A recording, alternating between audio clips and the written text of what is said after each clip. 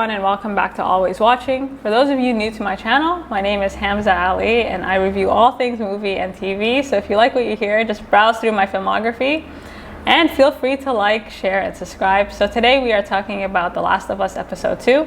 And that was a really strong episode. It was a slow burn and it's even better on a second watch. And the beginning of the episode set the tone very nicely.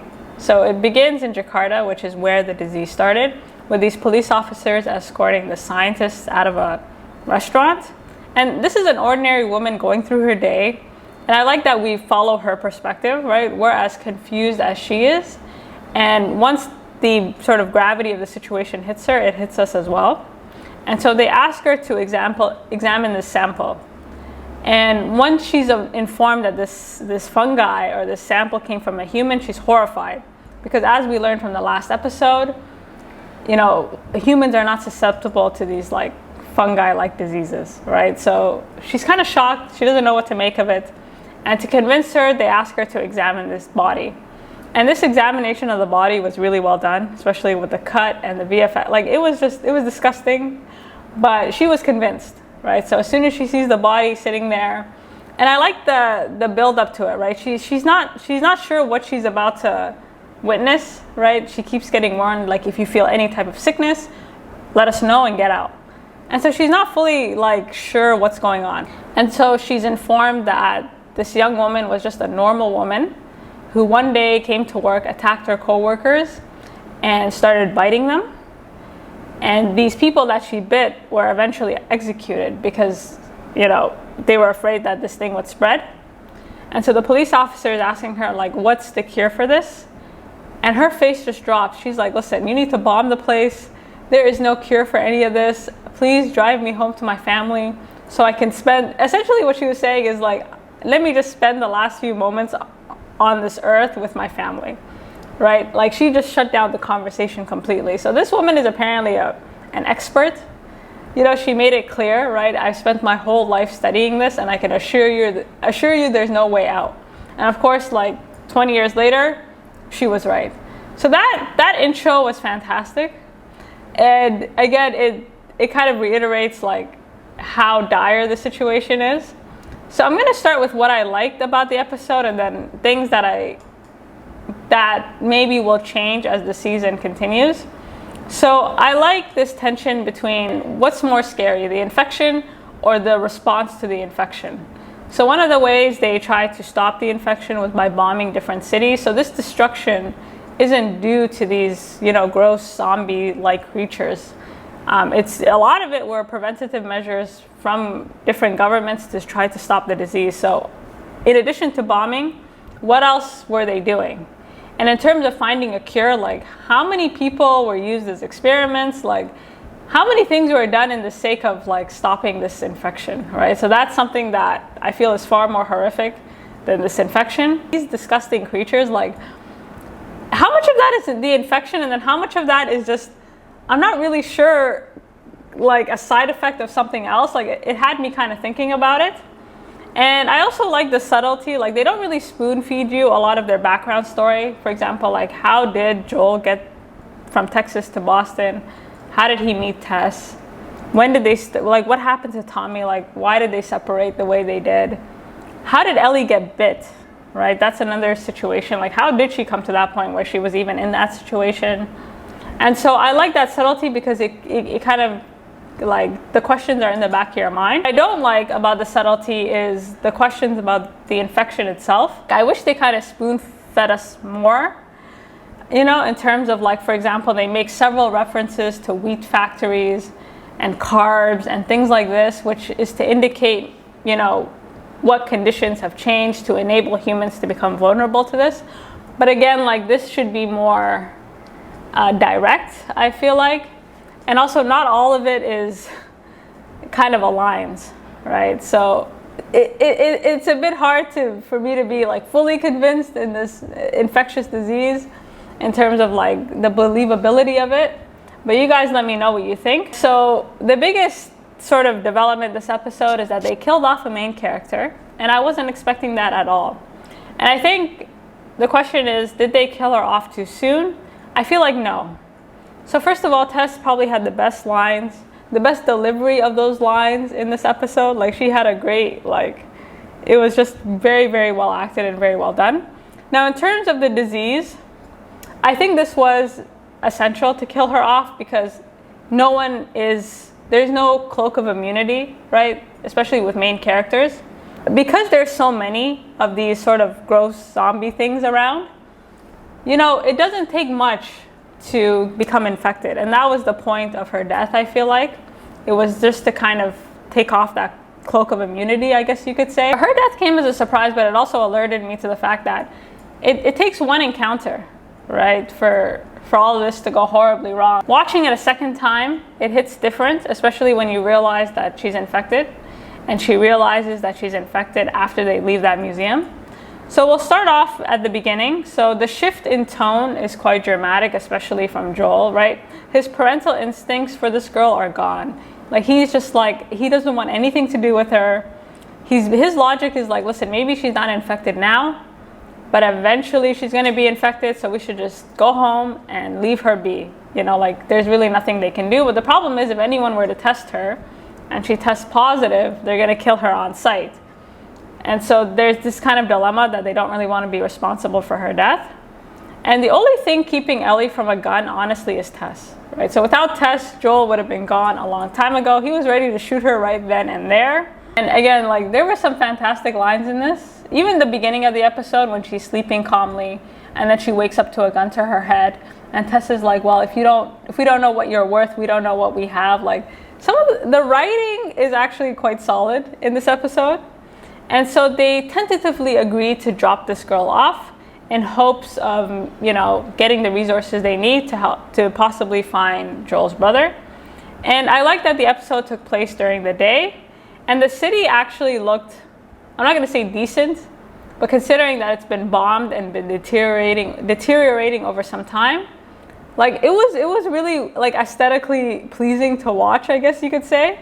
The mold is covering everything. Again, you don't know how much of it is like this infection and then how much of it is a result of the type of bomb they dropped, right? Was it a chemical bomb? Was it like, what are these preventative measures and when are we going to find out? Okay, so their first stop is to this hotel.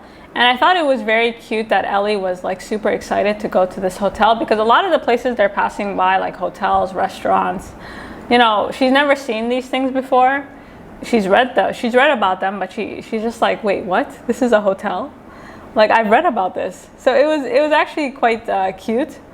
And this scene of them going through the water, again, it was one of the scenes that tripped me out because I'm like, I know there's an infection in that water. Like, it was just gross.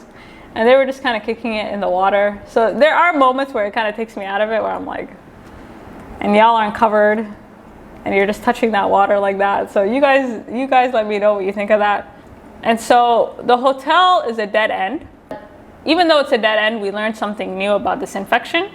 So as Tess is scouting the place, she kind of spots this kind of cluster of zombies or gross zombies, whatever these things are. Basically, it's explained to that this cluster of infected people, they're kind of all attached together, and any disturbance either like directly at them or near them, they can kind of hear it and they can attack. So that's a new development. You know, that's something that like I didn't really clock until the second watch. Like, okay, we got to find another way. So there was a long way and a short way, and now they're going the short way. And at one point, Tess says, listen, maybe you're immune to this disease, but you are not immune to being ripped apart. So, you know, don't play games with me. The way they're all just clustered together and the way they're all so sick, you know what I mean? Like, why is it that some of them are dead? And then why is it that some of them like live longer than others? You know, it's really something. Next stop is the museum. And I thought it was so ironic that they ended up at a museum of civilization when there is no civilization, right? Like, like this museum was, and everything was just there. That was the weird part. Like, certain artifacts were still in their place. And so I saw a bunch of reviews that were noting the fact that the museum was shot like very tight, right? Because usually within a museum, there are like open spaces. But to mimic the environment of a video game, they kind of shot it in a very like maze-like sequence, and it did work. It did have that effect. I did feel like I was watching like a video game sequence during this time period. So in terms of subtlety, I like that, again, I like that they don't spoon feed us things like all through, right? So by coincidence, as they're moving through this museum, a few things to note, right? So they're looking at all these bodies, and the first thing to note is one of the victims and the way he was attacked. And Ellie's a bit disturbed because she's like, whoa, I wasn't attacked like that. Why does he look like that? And so now we're wondering, like, girl, how were you attacked? So the way Ellie was infected, we need this information. Second, it seems like these zombies, they can't really see, but they can hear, right? Which is why they get freaked out and they start going quiet. So I like that effect because it suddenly has this like sense of urgency. And again, there were parts that kind of threw me off. Like there was a time where they were going like, there was a sort of sequence where they were going up the stairs and they were kind of passing through these dead bodies. And I'm not gonna lie, like I could smell it from here. Like unless a sense of smell has gone away, I just don't see how you could be in proximity to that and not be like, and not pass out, you know? So I'm not sure why that is, but again, that was one of the things that was in the back of my mind. So we get to this fight scene, and this fight scene, the effects of it were not felt until the end, right? It was a very low stakes fight scene. What I appreciated was the choreography of the fight scene, right? I like that it was shot like a video game. You know, they're kind of ducking and hiding into corners. You know, they don't know what's around. You know, like it was shot as if they were moving through a game. So it was actually a very well choreographed scene, and that I appreciated. In terms of, you know, was I feeling the intensity of it? Was I like, oh my God, like what's gonna happen? No. I only felt it on a second watch, right? I will say that the infected, these things are disgusting. Like the face, the way they are, like I would have screamed too. And again, I'm wondering like how much of that is the infection and then how much of that is like a side effect of something else. And it seems like one of the things I noticed is that it's not that easy to kill them off, right? So some of them took 2 bullets to kill, some of them took 3 bullets to kill. So it seems like the longer the infected are able to live, like the more bullets it takes for them to die. So it kind of gets me wondering like what kind of mutations are out there? And you know, is a gun gonna help you, right? They need grenades or bombs to take these things out. Okay, so once they leave the museum, the whole vibe changes, and this is something I didn't clock until a second watching. So they leave the museum, Tess has a broken ankle, and she seems totally annoyed with Joel, and later we find out why, right? She's kind of like sick of his complaining, she's sick of his like attitude, you know. At first I thought it was just an after effect of having been there, and she keeps pushing him to look after this girl, you know. He's like, go look after her, I'm fine. Tess getting infected was important because it's a good contrast between Ellie and Tess, because it's not until Joel sees the contrast that he realizes that, ooh, maybe even if I don't like this little girl, I should probably look out for her. Because in the time period they went from this museum to their final location, Tess was totally like infected. Whereas Ellie's, she was also bit, but she only had a scratch, right? Like her wound had healed and nothing had happened to her. So until you see it side by side, like it kind of dawns on you, and even on the audience, that like, oh, this is serious. Like the buildup was really well done. So they get to their final location. They're like, finally, we get to drop this raggedy kid off and be on our way. And when they get there, initially it looked like, you know, police or military came through and they killed the Fireflies off, because they didn't look infected. They looked like they were shot, right? That's the vibe I got. And I had questions, you know. I wasn't all that convinced that, you know, the idea that one of them got infected and then it kind of spread to everyone else, especially considering that they're a revolutionary group. I wasn't all the way convinced that that could be possible.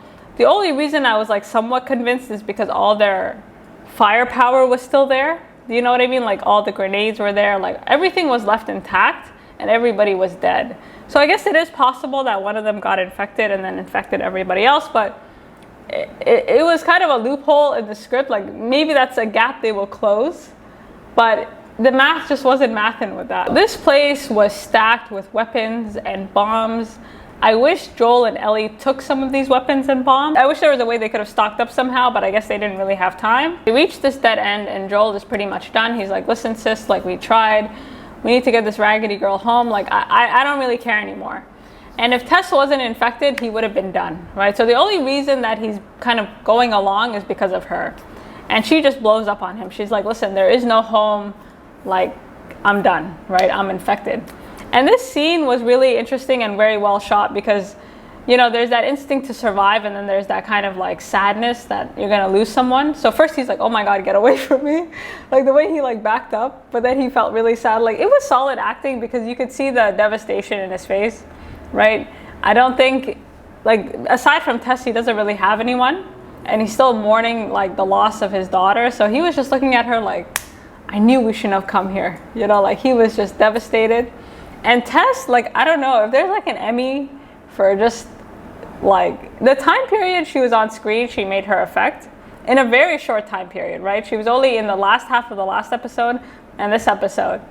And again, they don't spoon feed you everything, and we will never know the full details of their relationship. But from what I can see, she loved him a lot. She didn't feel that love was reciprocated. And that could be due to a number of reasons, right? Like this man, since his daughter died, I don't think he's been open to anyone else. She just kind of looks at him like, you know, better me than you, right? She's almost like happy that he's moving on. And her last wish is, please don't waste my death, right? Because if he goes back, they just wasted all this time and all of it was pointless. And that's the only reason he agrees to grab this girl and finish the job, right? Because he wasn't about to lose another person for nothing. And this last scene to me was more tense than that museum scene, right? Like the museum scene was very well choreographed, but this scene had more tension because the time period she was like trying to open this lighter, like I was sitting there like, I was actually pretty tense. I was like, is she gonna open this lighter? Are they gonna catch up with them?